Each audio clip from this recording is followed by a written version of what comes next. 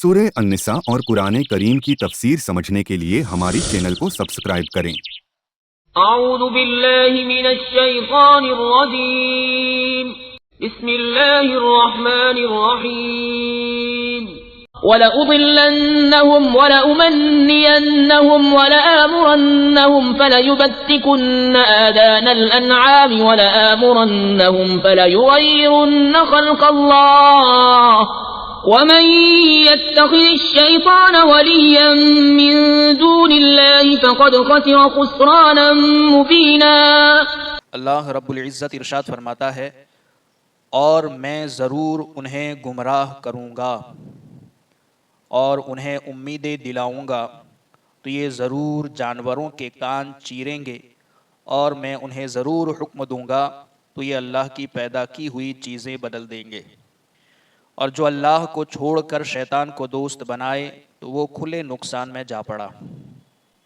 چونکہ آیت نمبر 118 میں شیطان کے حوالے سے یہ بات تھی کہ اللہ نے اس پر لعنت فرمائی، اور جب اللہ نے اسے مردود کر دیا، بارگاہ سے دھتکار دیا، تو اس نے کہا تھا کہ میں ضرور تیرے بندوں کو بہکاؤں گا، یعنی تیرے بندوں کی ایک تعداد، معین تعداد کو بہکاؤں گا۔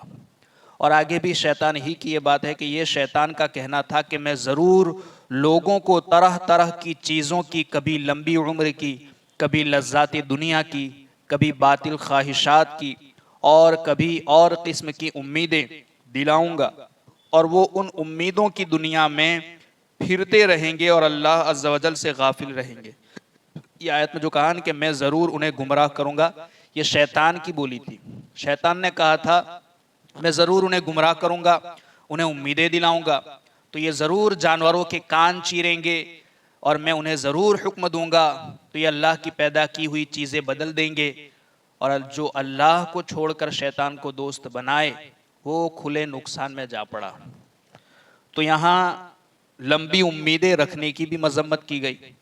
لمبی امید یعنی کہ ایک طرح انسان اپنی زندگی کے حوالے سے کچھ پلاننگ کر لیتا ہے کہ ابھی تو میری عمر ہی کیا ہے، ابھی تو مجھے جوان ہونا ہے، یا جوان ہے تو ابھی وہ سوچتا ہے کہ ابھی تو میرے بچوں کو سیٹ کرنا ہے، کاروبار سیٹ کرنا ہے، ان کی شادیاں کرنی ہے، ان کے لیے مکان بنانا ہے، مجھے اپنا مکان بنانا ہے، مجھے کاروبار بڑا کرنا ہے، ابھی تو میں جوان ہوں، ابھی تو مجھے بوڑھا ہونا ہے۔ یہ ساری پلاننگ ہوتی ہے، تو یہ ہے لمبی امیدیں۔ انسان اپنی موت کو بھول کر کے وہ لمبی امیدوں میں مبتلا ہو جاتا ہے۔ تو شیطان مردود کا بڑا مقصد لوگوں کو بہکانا اور عملی اعتبار سے ایسا کر دینا ہے کہ نجات و مغفرت کا کوئی راستہ باقی نہ رہے۔ یعنی شیطان کا بہت بڑا حملہ ہوتا ہے، اس حملے کا شیطان کا مقصد ہی یہی ہوتا ہے کہ وہ انسان کو ایسا بہکا دے اور ایسی جگہ لے جا کر کے چھوڑے کہ وہاں پھر کوئی نجات کا راستہ باقی بندے کے لیے نہ رہے۔ اس کے لیے وہ مختلف طریقے اپناتا ہے، اور کون سے طریقے؟ ان میں سے ایک یہ ہے کہ لمبے عرصے تک زندہ رہنے کی سوچ انسان کی دل و دماغ میں بٹھا کر موت سے غافل رکھتا ہے، اور یہ ہر انسان کے اندر ہوتی ہے کہ لمبی امیدیں، لمبی زندگی کی امید ہر ایک انسان کے دل میں ہوتی ہے۔ تو یہ شیطانی ایک وسوسہ اور شیطان کا حملہ ہے۔ انسان سوچتا ہے کہ کل مجھے یہ کرنا ہے فلاں، لیکن کل کس نے دیکھا ہے؟ زندگی کا کوئی بھروسہ؟ یہ حقیقت ہے، مگر اس حقیقت کو کوئی تسلیم نہیں کرتا۔ پتہ نہیں کتنی سانسیں باقی ہے، کل کا سورج ہمیں نصیب ہو یا نہ ہو، کل کی نماز عشاء نصیب ہو یا نہ ہو، مگر ہماری پلاننگ سالوں کی ہے۔ تو یہ ہے لمبی امیدیں، یہ شیطان کا حملہ ہے۔ تو وہ لمبا یعنی لمبے عرصے تک زندہ رہنے کی سوچ انسان کے دل دماغ میں بٹھا کر موت سے غافل رکھتا ہے، حتیٰ کہ اسی آس اور امید پر جیتے جیتے اچانک وہ وقت آ جاتا ہے کہ موت اپنے دردناک شکنجے میں کس لیتی ہے۔ انسان اسی امید میں رہ جاتا ہے کہ ابھی مجھے یہ کرنا ہے، وہ کرنا ہے، یہاں تک کہ وہ جو وقت اجل ہے، موت کا وقت ہے، وہ آ جاتا ہے اور موت اسے اپنے مضبوط پنجے میں جکڑ لیتی ہے۔ پھر اب پچھتائے کیا ہوا جب چڑیا چگ گئی کھیت، ناچار اپنے کیے اعمال کے انجام سے دو چار ہونا پڑتا ہے۔ پھر افسوس کرتا ہے، لیکن اب افسوس کرنے سے کیا فائدہ؟ جو وقت تھا دنیا کے اندر زندگی کا، وہ وقت ختم ہو گیا، اب آخرت کا سفر شروع ہو رہا ہے۔ تو جو آخرت کی تیاری کے لیے وہ جو وقت تھا وہ ختم ہو گیا، کیونکہ ہم نے اس وقت کو لمبی امیدوں میں گزار دیا کہ ابھی چلو آج کا دن تو ختم ہو گیا، کل کر لیں گے، کل ختم ہو گیا، ایک مہینے کے بعد کر لیں گے۔ مہینے کے بعد کس نے دیکھا؟ کل کا دن کس نے دیکھا؟ تو یہ حقیقت ہے، مگر اس حقیقت کو ہر کوئی ماننے سے کتراتا ہے، سالوں کی پلاننگ کرتا ہے۔ اسی لیے بزرگان دین بارہا کہا کرتے تھے کہ اپنی زندگی ایسے جیا کرو کہ جب رات کو سو تو یہ تصور کریں کہ یہ ہماری زندگی کی آخری رات ہے۔ جو نماز ادا کر رہے ہو اس نماز کو ادا کرتے وقت یہ تصور ہونا چاہیے کہ یہ میری زندگی کی آخری نماز ہے۔ جب انسان کے دل میں یہ تصور ہوگا کہ میری زندگی کا یہ آخری دن ہے تو انسان اس دن کو بہتر سے بہتر اللہ اور اس کے رسول کی رضا کے مطابق گزارے گا۔ نماز میں جب یہ تصور ہوگا کہ یہ آخری نماز ہے تو خشوع اور خضوع پیدا ہوگا۔ جب رات کو سوتے وقت یہ تصور ہوگا تو نماز اگر عشاء کی باقی بھی ہوگی تو یہ تصور تمہیں ابھارے گا کہ نہیں میں نماز ادا کر کے سوتا ہوں، کیا پتا کل مجھے موقع نہ ملے۔ اسی لیے ہمارے بزرگان نے یہ کہا کرتے تھے کہ اپنے دن کو ایسے گزارے، رہتے رہتے دن اچھا بنے گا، دن اچھے ہوتے ہوتے آپ کی زندگی بہتر سنورنے لگے گی۔ فی زمانہ لوگوں کی اکثریت موت کو بھول کر دنیا کی لمبی امیدوں میں کھوئی ہوئی ہے، یعنی موجودہ زمانے میں اکثریت لوگوں کی ایسی ہے کہ جو اپنی موت کو بھول کر دنیا میں مشغول ہو کر زندگی گزار رہے ہیں۔ ایک مشہور واقعہ بنی اسرائیل کی قوم کے ایک شخص کا بیان کیا جاتا ہے کہ جسے بتا دیا گیا کہ تیری 1000 سال کی عمر ہے۔ جب 1000 سال کی عمر کا اسے پتا چلا تو اس نے پھر عبادت کرنا بند کر دیا کہ ابھی تو 1000 سال پڑے، جب آخری 100 سال بچیں گے تب میں اللہ کی عبادت کر لوں گا۔ رہتے رہتے اس نے 900 سال گزار دیے غفلت میں۔ جب آخری 100 سال آئے تو پھر شیطان نے وسوسہ دلایا کہ ابھی تو 100 سال کی عمر پڑی ہے، ابھی اتنی جلدی کیا ہے، جب آخری سال آئے گا تب اللہ کی عبادت کر لیں گے۔ رہتے رہتے وہ آخری سال آ گیا اور آخری سال آیا تب پھر شیطان نے وسوسہ دیا کہ ابھی تو 12 مہینے باقی ہے، آخری مہینہ آئے گا تب کر لیں گے۔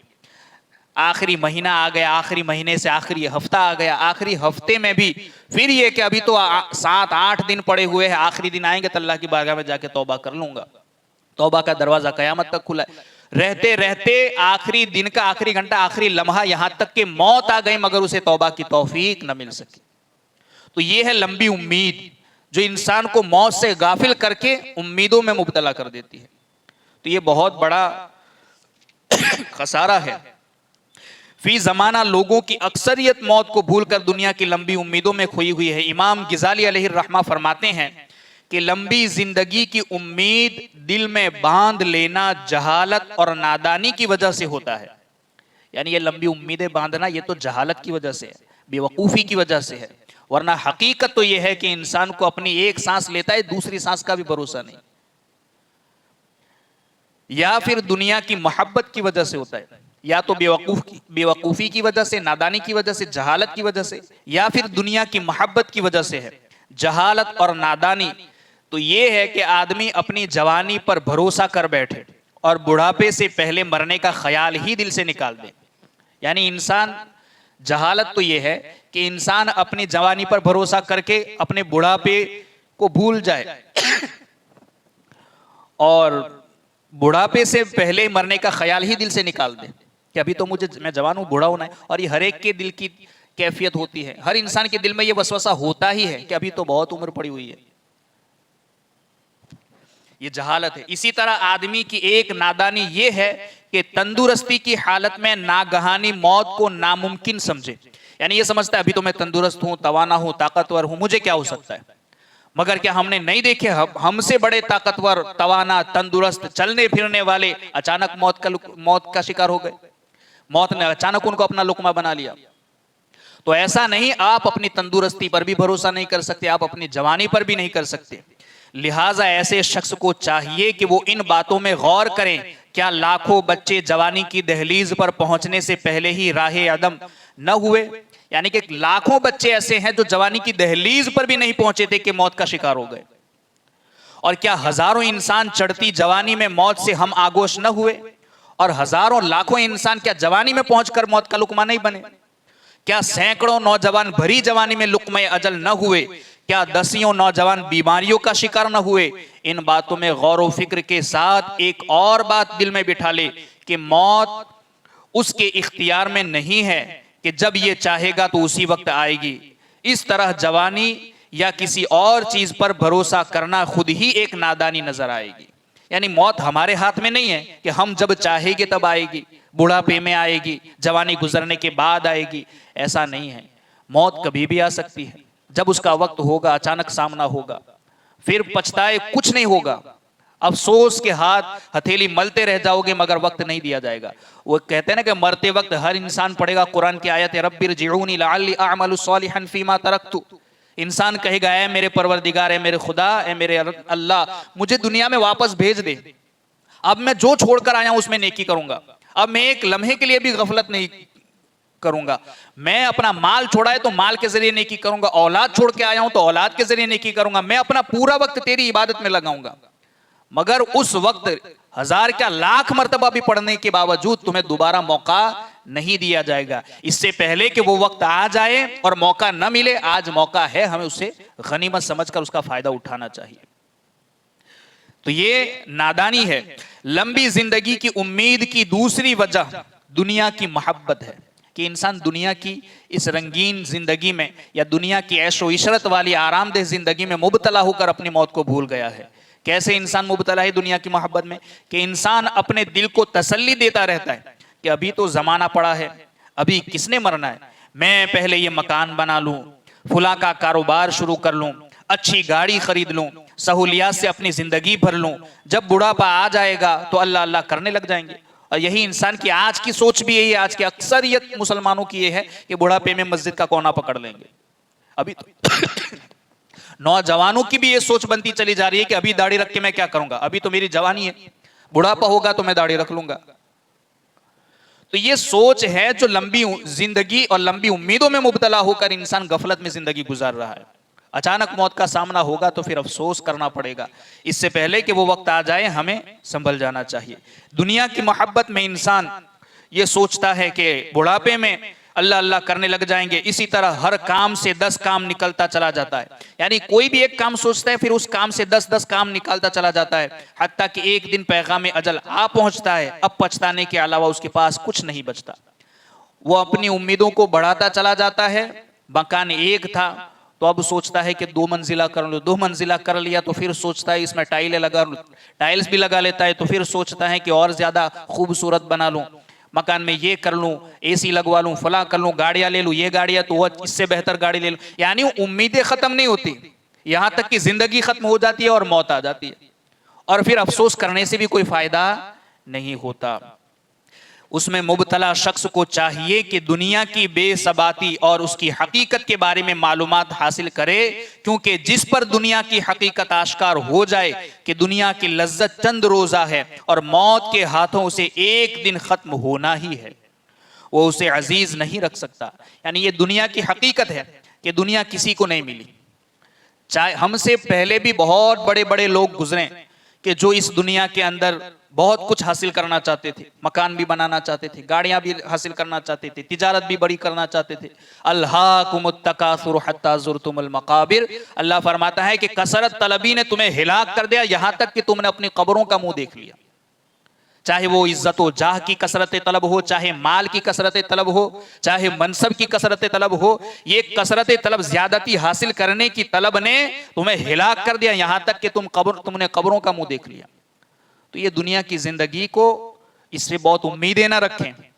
جو ملا ہے وقت اسے اللہ اور اس کے رسول کی رضا کے مطابق گزارنے کی کوشش کریں. پھر آگے اللہ ارشاد والا آمرنہم، اور میں ضرور انہیں حکم دوں گا. یعنی یہ شیطان کہتا ہے کہ میں انہیں ضرور حکم دوں گا.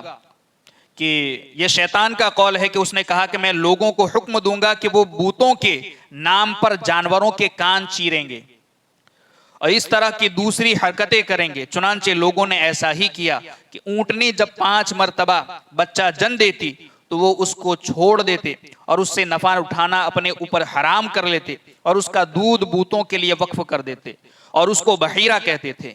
یعنی کہ اس وقت جب یہ شیطان یہ آیت کریمہ نازل ہو رہی تھی اور ایسا ہی ہوا کہ لوگ جب اونٹنیوں کے 5 بچے ہو جاتے تو 5 بچے جب اونٹنی جن دیتی اس کے بعد اس اونٹنی کا دودھ اپنے اوپر حرام کر لیتے اور اسے بحیرہ کہتے اور اس دودھ کو، اس اونٹنی کے دودھ کو بوتوں کے اوپر چڑھاتے اور اسے اپنے اوپر حرام سمجھتے تھے اور یہ اس کو عبادت کا نام دیتے تھے. شیطان نے ان کے دل میں یہ بات ڈال دی تھی اور ایسا کرنا وہ عبادت ہے، یعنی وہ ایسا سمجھتے تھے کہ ہم جو کر رہے ہیں یہ عبادت ہے۔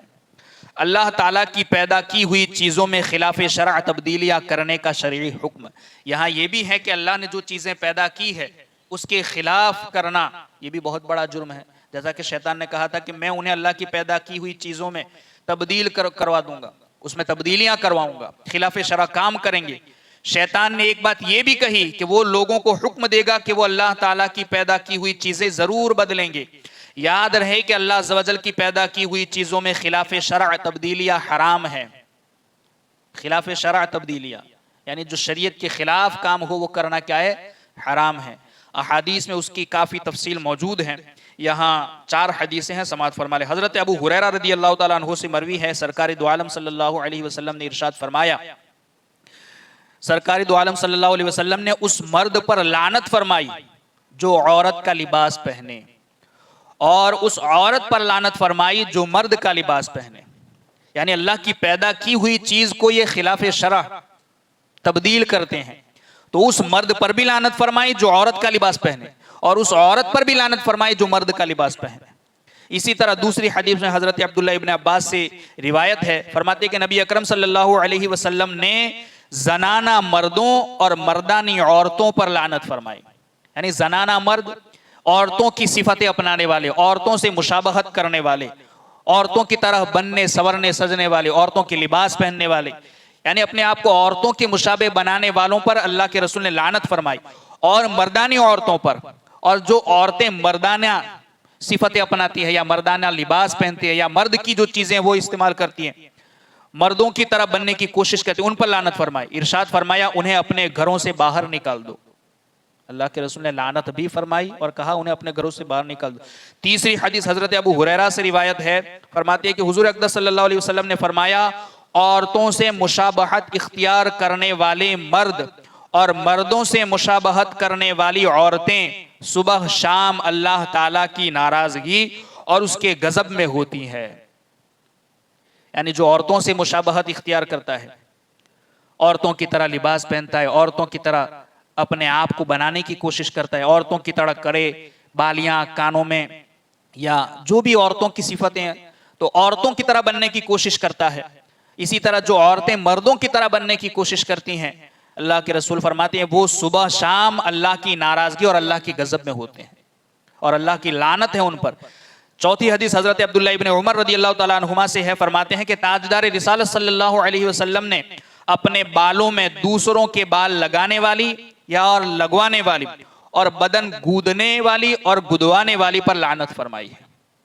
بال لگانے والی اور لگوانے والی اور بدن گودنے والی اور گدوانے والی، یعنی اس کو ہم اپنی زبان میں ٹیٹو وغیرہ جو اس زمانے میں بنایا جاتا ہے، تو یہ گودنا گدوانا اس پر اللہ کہ رسول صلی اللہ تعالی علیہ وسلم نے لعنت فرمائی ہے۔ اللہ رب العزت ہمیں اس سے بچنے کی توفیق عطا فرمائے، کہیں سنی باتوں پر ہم سب کو عمل کی توفیق عطا فرمائے۔ اللہم ربنا نور قلوبنا بالقرآن وزین اخلاقنا بالقرآن ونجنا من النار بالقرآن وادخلنا فی الجنة بالقرآن۔ اللہم رزقنا تلاوة القرآن، اللہم اہدنا ہدایت القرآن، اللہم ربنا آتنا شفاعت القرآن۔ صلی اللہ تعالی علی خیر خلقہ ونور عرشہ محمد وعلی آلہ واصحابہ اجمعین برحمتک یا ارحم الراحمین۔